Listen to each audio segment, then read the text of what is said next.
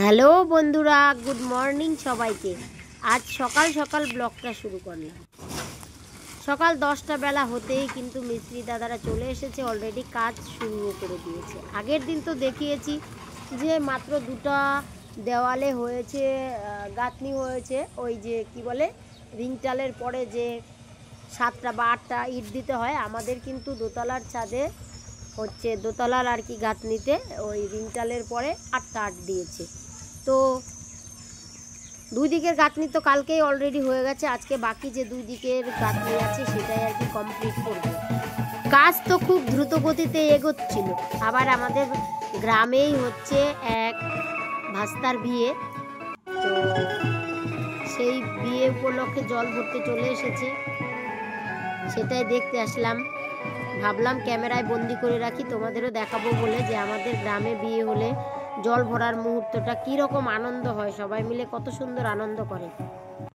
এই হচ্ছে আমাদের বাড়ির পাশের একদম ঠিক বটতলা। আমাদের জন্মের আগের থেকেই এই বট গাছটা ছিল, একদম এখন কচি কচি পাতা গজিয়েছে, দারুণ লাগছিল দেখতে। আর এই বটতলার পাশেই হচ্ছে আমাদের বাড়ি।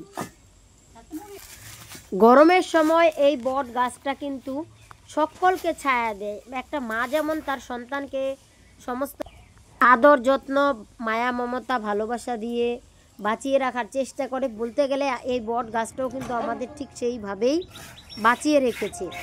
তো এগুলো হয়ে গেলে প্লাস্টার করতে আসবে না? আমাদের প্রত্যেকেরই জানা উচিত, একটি গাছ একটি প্রাণ।